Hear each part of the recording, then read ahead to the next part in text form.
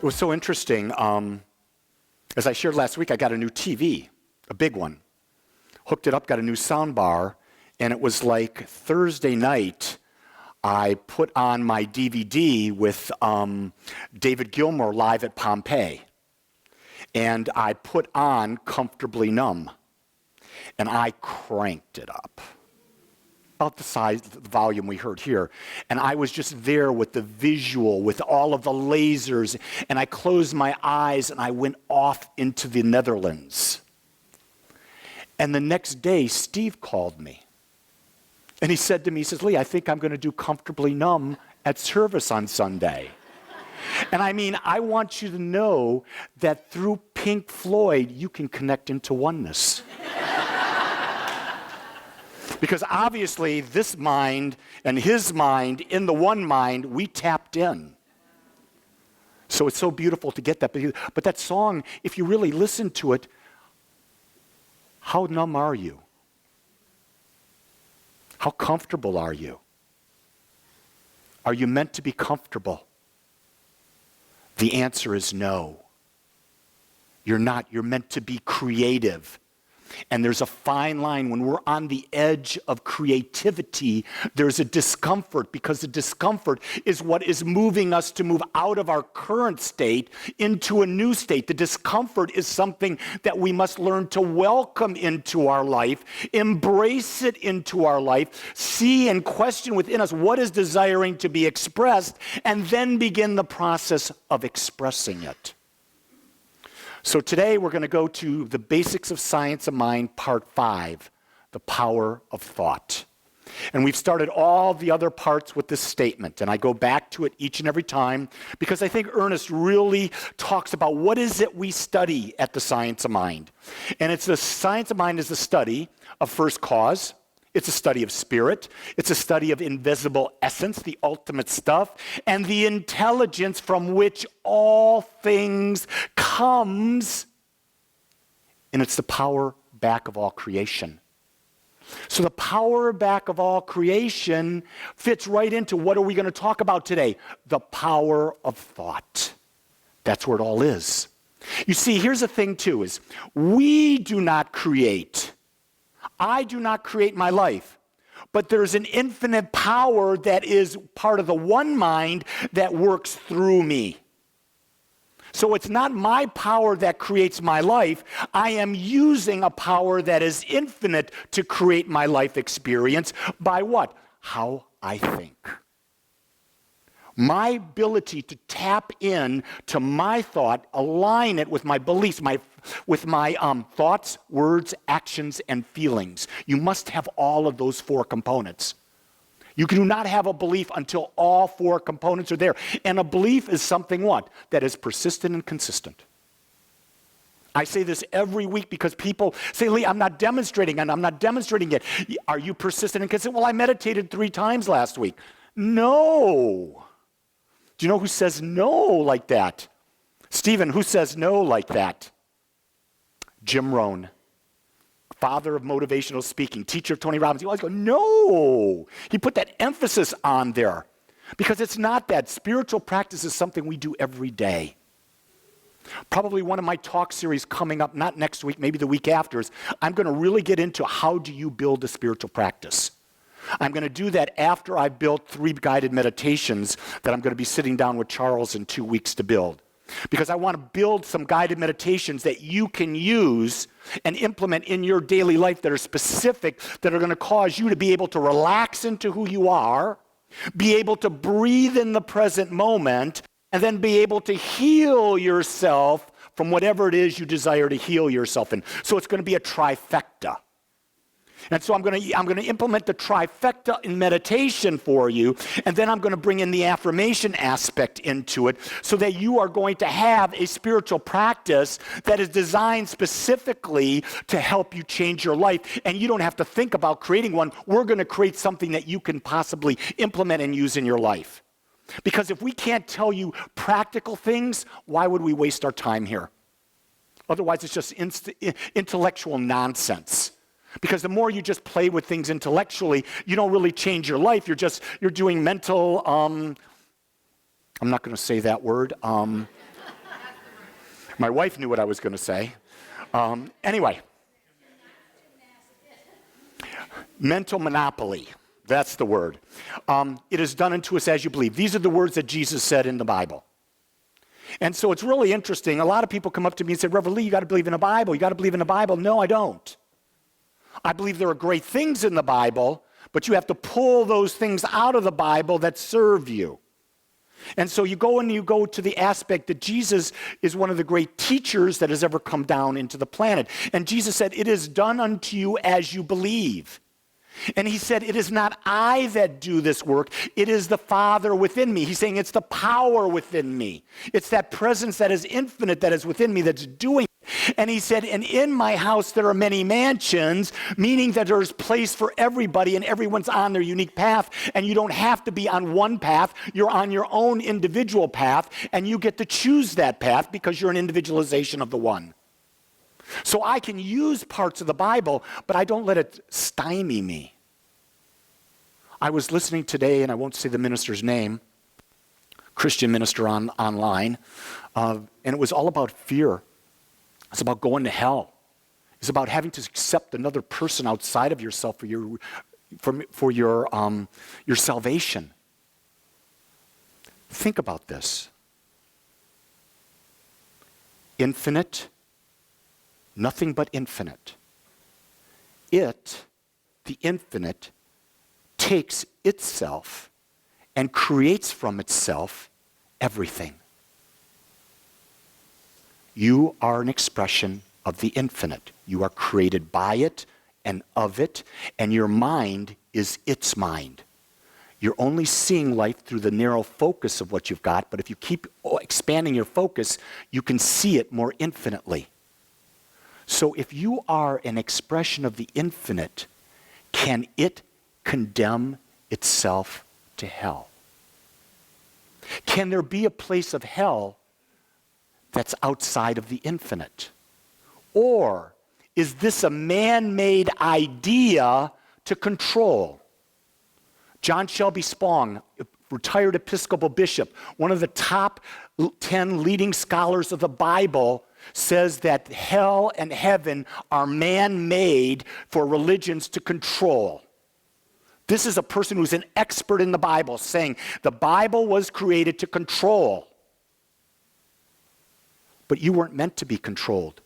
You are an expression of the infinite, meaning you are there to be able to take whatever it is you desire and infinitely bring that out. And then when you bring that out, then have another way of creating and another way of creating and another way of creating. You're never going to be done creating. So get over the idea of this thing we call retirement, or I'm going to have a week of doing nothing. You're never going to have a week of doing nothing because you're always creating, whether you're conscious of it or you're not. So we are living in an intelligent universe which responds to our mental state. When we learn to control our mental state, we control our mental environment. Our mental state is the sum total of all the thoughts that we've ever had. That's our mental state. I like to refer to it as a mental atmosphere. That atmosphere vibrates at a specific frequency. When you change the state of your mental thought, you change the frequency. When you change the frequency, you repel from you that which is unlike you. You attract that which is like you. So if you're not having the right experience in a relationship, it's because you're the wrong frequency. It's not your partner. If you're not attracting enough money in your life, it's because you're the wrong frequency. You got to tap into the money frequency. If you're not attracting health in your life, it's because you believe that you're separate from the one. And when you believe you're separate from the one, great stress enters into the life, which makes the body susceptible to receiving dis-ease. Because when you're in a state of oneness, there is no dis-ease. You are at ease because you know who you are. You know that you're more than this physical body. You know that you're more than this intellectual mind. You know that you're more than your feelings. You know that you're infinite. You are a microcosm of the macrocosm. That's the key. You are that. The power in our life is how we use the law of thought. It is an activity of consciousness. Only you can choose to create your life differently by choosing to think differently. Simply put, Spirit can only do for us what it does through us. So spirit, God, is the creative force, and it sits there all the time. It's always in your life, and it takes whatever you're putting out, the whole thing, and it creates.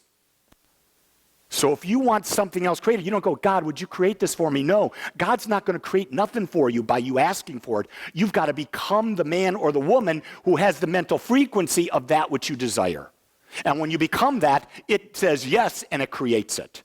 In The Secret, they talked about, well, just sit around and daydream. Just visualize it, just be at peace. Ooh, ooh, oh, I'm a Fabio. I'm on all the covers of all the books. Wait a second, where's my hair? Someone stole my hair for Fabio. But anyway, that doesn't work. The Secret left you really there because it's aligning your thoughts, your words, your actions, and your feelings. And the key word is feelings gives you the power. Feelings is the battery in the remote that gives it the power. But you've got to act. You've got to act like an abundant person. You've got to act like a person in a meaningful relationship. You've got to act like a healthy person based on what you see that as. You see, the action cannot be taken out. You can't just think it. You've got to start acting it. Feeling it, speaking it. If you're there complaining with your guy friends, you know, the bitches be crazy today. I've heard that more than ever. You know, stay away from that group over there. They're wacko. And the women are going, is there a man alive that thinks? I mean, thinks with their brain. Is there a man alive that uses his brain to think? Think about that. That's what's happening out there. You can't be thinking those thoughts and attracting a good relationship. You can't. You got to let that go. Sometimes people are crazy, though. I want you to know, and what's really good is you don't judge them when they're crazy. You observe. And under your breath, you laugh your ass off. Because it is funny. Human beings are hysterical. They're hysterical. We get caught up and we make misery out of nonsense. When you break down the fact that you are an infinite expression of the one, an infinite expression of one, you have the infinite power of all of life responding to the nature of your thought, and you're worried about some really insignificant thing, whew, you're funny. So am I. And unless we're able to provide the mold in consciousness, we cannot receive the gift. The mold is the complete picture of what we want, the imagining of it in all of its aspects. What are the thoughts I have about it? What would I say if I had this? What would I be feeling if I had this? What actions would I be taking if I had this in my life? I am literally creating a mental mold that becomes my belief, and when I put that mental mold out, that becomes my atmosphere. When I put that atmosphere out, this power that creates says yes, and it brings into our life. Ernest Holmes said there's always there's a natural evolution in the demonstration of a prayer.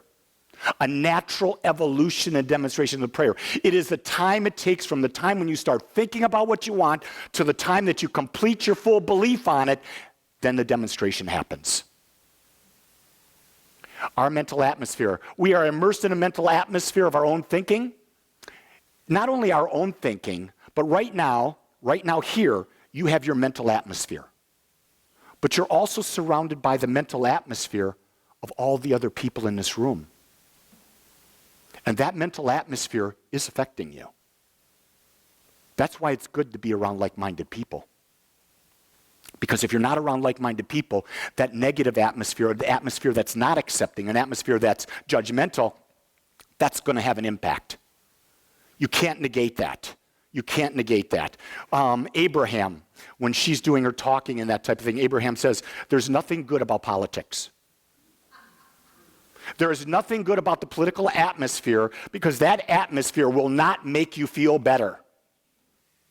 I just share that with you as a thought. I have no opinions about that for you. I have opinions about me. I'm pulling back. Slowly and surely, I'm pulling back, and I'm seeing the God in everything. The God in everything, because there's God in everything, because everything is an individualization of it.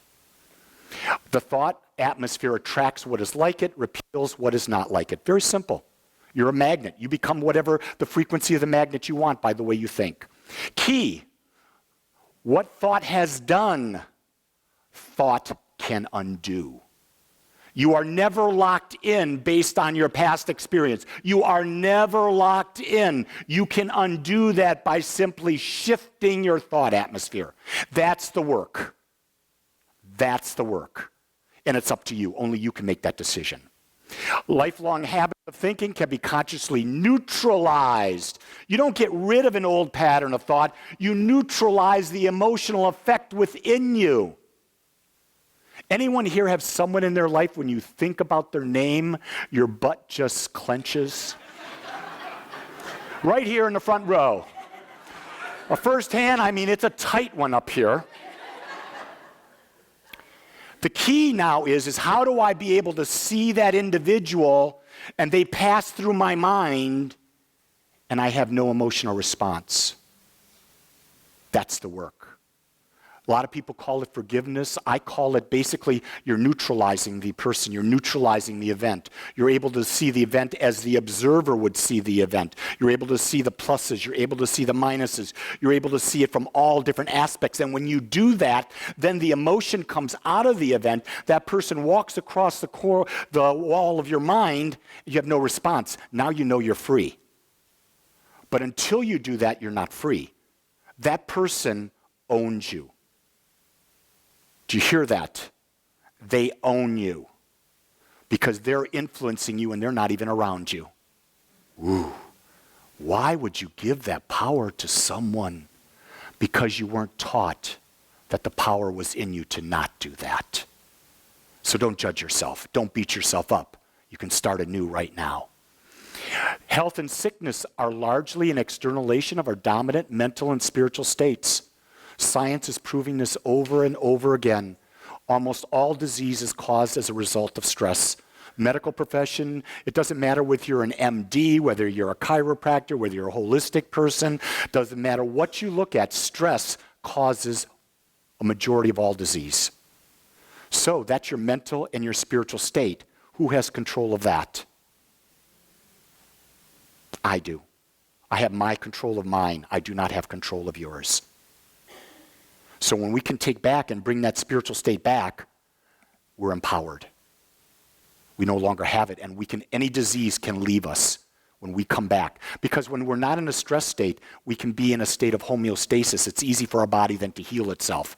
We want to give the body the right atmosphere from which it to be in so that it can heal. But if there's constant stress going on in our life, the body can't go to homeostasis, so it can't start regenerating a healthy body. Does that make sense? So while the doctors have things, they give you pills to help you. The pills they're treating the symptoms. They're helping you feel some pain or relieve some pain. That's okay. But we have to do the work on the stress. Worry, fear, anger, jealousy, and other emotional conditions are mental in nature, and they are the hidden cause of all of our physical suffering. When we have these qualities going on, rest assured they're going to cause mental and physical suffering in our lives. And one of the things we do is that what? Comparison is the death of? Let's say that again. Comparison is the death of? Right. When you compare against something else, you're saying, I don't have enough. And I want something I don't have. That puts you in a state of not having it. And when you don't have it, you don't feel good. Instead of understanding that it's all right here. Everything out there is for that which is in here to play with. Do you see that?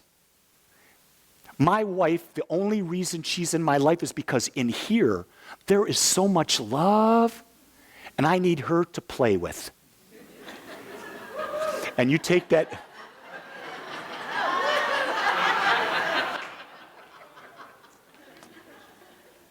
And you thought she was sweet. You should have known better. Likes attract. Remember that?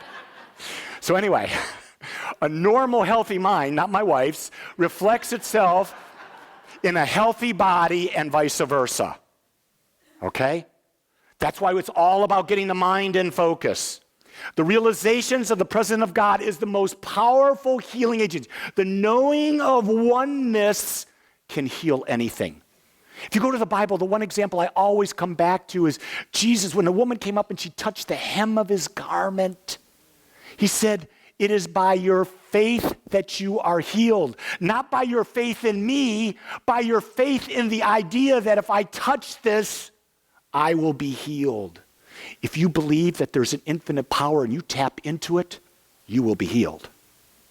There could be no doubt. Until we awaken to the fact we are one with the nature of God, we will always be victims. So if you're feeling a victim mentality of any sort in your life right now, it's because you don't believe you're one. You believe that you're separate. It's in the separation that you have that attitude. Until we realize that our words have power, we will not see clearly. This one took me a long time to really get, because I thought it could be some of my words. It's okay if I'm sarcastic. No, it's not. Remember, those words are building my mental atmosphere. It's okay if I criticize others. No, those words are building my mental atmosphere. Because anytime we are criticizing others, we're really criticizing ourselves. Because why would we judge something if we didn't realize it was already within us and we're trying to say, oh, no, it's not within me, it's only in them. See, that's a human quality. That's a deflection quality. We're trying to deflect the responsibility out of ourselves to others so we judge another when in reality, we're really self-judging in that moment. Every word we hear, speak, think, or has some power. It's all building our mental atmosphere. When we realize that the creator power lies within, we can use this power to transcend all previous experiences by simply changing our thought habits. Not just our thoughts, our thought habits toward our desired or chosen result. That's your purpose in life, to figure out what it is you want to express and then choose all of your thought habits to support that. Yesterday we did the values workshop. We had 22 people doing the values workshop. And there were various degrees. I get this beautiful email from a woman here who's one of my biggest fans who says, "It was the best one you ever did." It was the third one she had done. What she was really telling me was that she understood it now clearer than she understood it before. It had nothing to do with who I am. See, I'm a teacher. I'm a teacher only to the level that you perceive what I'm teaching is of value to you. And that's true of anyone who's a teacher. And guess what? When you're a teacher, the first time you hear me, you'll say, oh, this was it. The second time you hear, you might say this. The third time you might hear this. And you may say, oh my God, I'm getting it deeper, or you may run like hell. Because remember, what we talked about in the class this morning was I pulled up the Science of Mind book. And I said the Science of Mind book, or any book, is just a book of ideas. It is not truth. And so you take a book of ideas and you examine the ideas and which ones are right for you. And you test them and you use them for yourself. You don't believe anything until you personally have tested it. When you personally have tested it, then you understand how the power works within you. When you understand that the power is your word, you will become more conscious of everything you say, think, act, and feel, because to the best of your ability, because you know it's going to impact you. You know it's going to impact you.